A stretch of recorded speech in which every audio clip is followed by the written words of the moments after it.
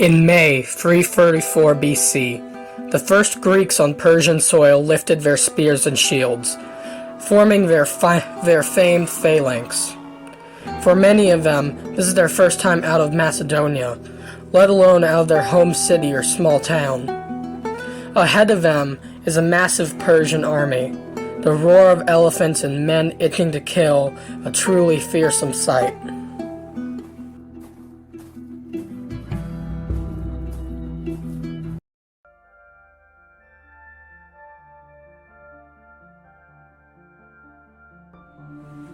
But let's step back a bit and examine how exactly we got here.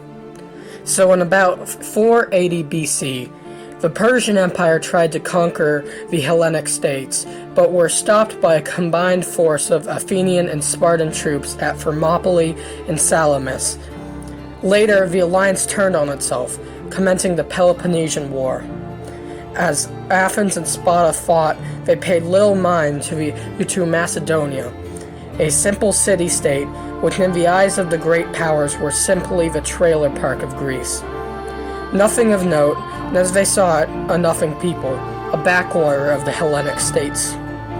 While Athens and Sparta weren't paying attention, the great king Philip II of Macedon began his rapid expansion, and by the end of his life had united all of Greece under a Macedonian banner. His son succeeded him, and he had a dream to live up to another Greek legend and become like Achilles. His name, Alexander.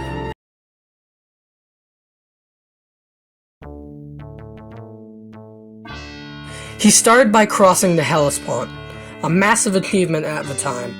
He arrived in Anatolia and began to advance towards Troy, gaining no worry from his Persian rival, who thought little of the young king.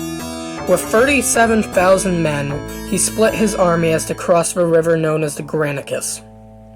The local satraps caught word of this, and a mercenary named Memnon advised them to pull back and commence a scorched earth campaign against the Macedonian army. The Persians, however, disregarded this and faced their troops at the opposite bank of the river. With their cavalry at the front and mercenaries at the back, the Persians held a larger force of around 50,000. As Alexander's troops sat on the other end of the water, the bulk of his infantry in the center kept in the phalanx.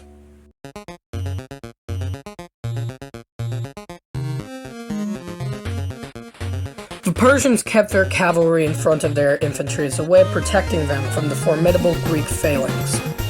The Macedonian cavalry charged forward and engaged the opposing cavalry, in which Alexander was nearly slain by a Persian noble, but had his life saved by Clitus the Black, who severed the arm of the noble.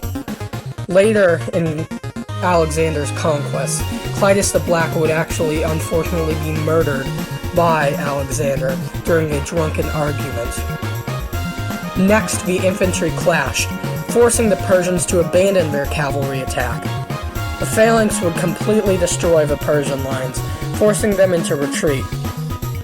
10,000 Greek mercenaries who held back from the fighting were then surrounded, and, as they were seen as traitors by the Greek army, massacred without mercy.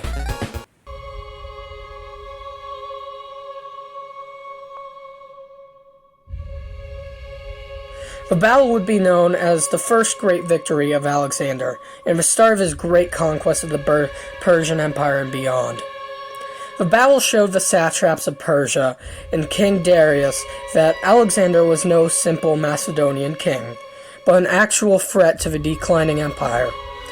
For the Greeks, this gave them a crucial opening into the Persian Empire, but they had many more battles which would be fought to change the world history.